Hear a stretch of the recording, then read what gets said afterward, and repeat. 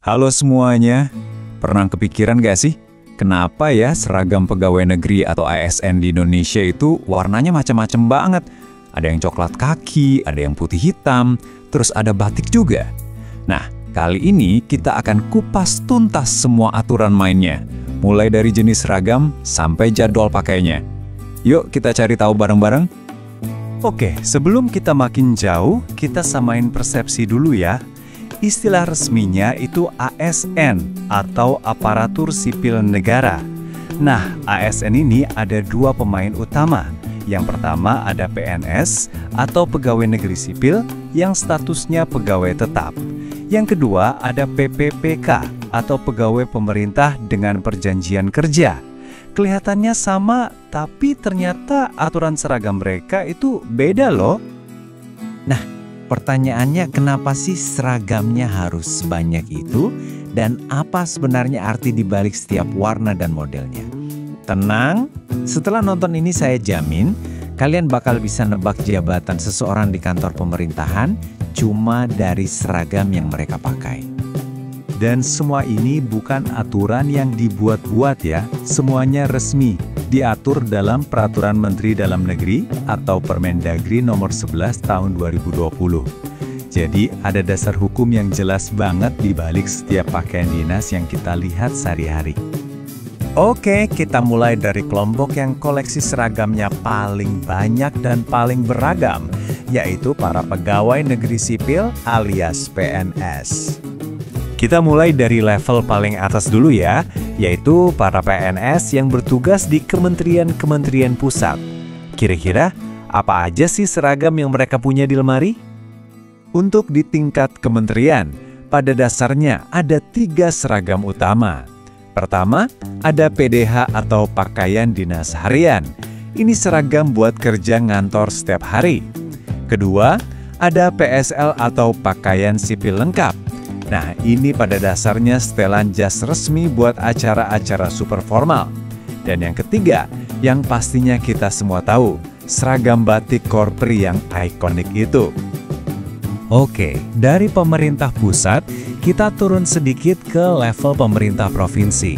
Di sini aturannya sedikit dimodifikasi dan ada beberapa seragam tambahan yang disesuaikan sama kebutuhan di daerah. Nah, di provinsi jenisnya nambah jadi 4. Selain PDH dan batik korpri, ada juga PSD atau pakaian sipil resmi. Tapi yang paling menarik perhatian itu adanya PDL atau pakaian dinas lapangan. Ini seragam khusus buat unit-unit yang kerjanya lebih sering di luar ruangan. Contohnya seperti Satpol PP atau teman-teman dari Dinas Perhubungan. Kita turun lagi ke level yang paling dekat sama kita semua, yaitu pemerintah kota dan kabupaten. Nah, di level inilah kita akan menemukan variasi seragam yang paling banyak dan paling spesifik. Nah, ini dia juaranya. Di tingkat kota dan kabupaten, koleksinya paling lengkap. Selain seragam-seragam yang tadi udah kita sebut, ada lagi seragam khusus buat camat dan lurah. Mereka punya PDU atau pakaian dinas upacara yang serba putih dan kelihatan gagah banget itu loh. Biasanya dipakai pas upacara 17-an atau pelantikan. Mereka juga punya PDL versi khusus buat turun langsung ke lapangan. Oke, kita udah tahu nih jenis-jenisnya apa aja. Pertanyaan berikutnya, kapan semua seragam itu dipakai? Nah, ternyata ada jadwal rotasinya loh, nggak bisa asal pakai.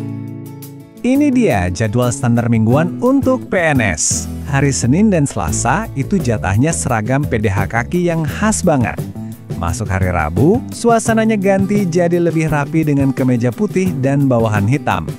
Nah, hari Kamis dan Jumat ini waktunya buat nunjukin kekayaan budaya Indonesia karena mereka wajib pakai batik, tenun, atau kain khas daerah lainnya. Angka 17. Apa sih yang spesial dari tanggal ini buat para PNS? Ini bukan tanggal gajian ya, tapi ini adalah tanggal wajib mereka mengenakan seragam kebanggaan korps setiap bulannya. Jadi setiap tanggal 17, di bulan apapun itu, PNS wajib pakai batik korpri. Seragam ini juga dipakai saat upacara Hari Besar Nasional, perayaan ulang tahun Korpri, atau acara-acara resmi korps lainnya. Aturan padu padannya juga jelas, wajib pakai bawahan warna biru tua, nggak boleh ditawar. Oke, itu tadi aturan main buat PNS. Terus gimana dengan ASN yang statusnya bukan PNS, yaitu PPPK dan para calon PNS atau CPNS? Nah, sekarang kita lihat perbedaannya. Disinilah bedanya kelihatan jelas banget. Kalau PNS pakai seragam kaki di hari Senin dan Selasa, teman-teman PPPK justru pakai kemeja putih bawahan hitam dari hari Senin sampai Rabu.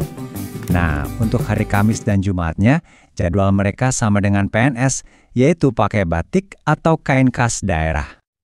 Nah, kalau untuk CPNS atau calon PNS, mereka ini sebenarnya belum punya seragam resmi.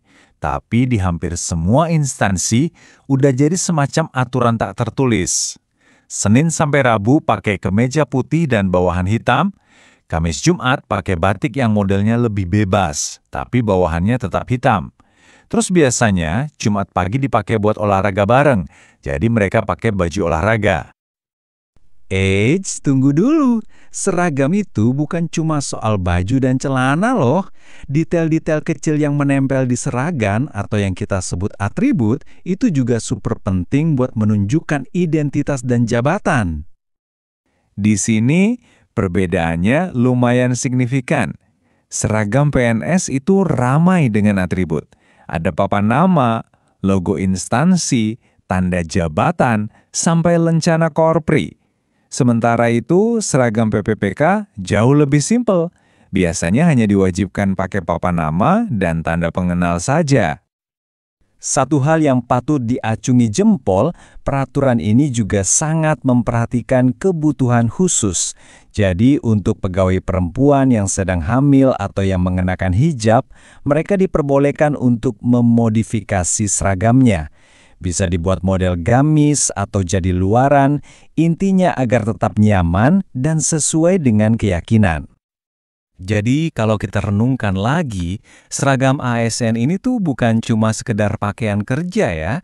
Ia adalah sebuah simbol, sebuah penanda identitas yang menunjukkan bahwa orang yang memakainya adalah bagian dari mesin pelayanan publik yang mengabdi untuk negara kita. Nah, sebagai penutup, aku mau lempar satu pertanyaan buat kalian renungkan. Menurut kalian, dengan adanya seragam yang standar seperti ini, apakah hal itu benar-benar bisa membentuk atau bahkan meningkatkan kepercayaan publik kepada pemerintah? Coba deh pikirkan lagi saat lain kali bertemu mereka. Terima kasih banyak sudah menyimak.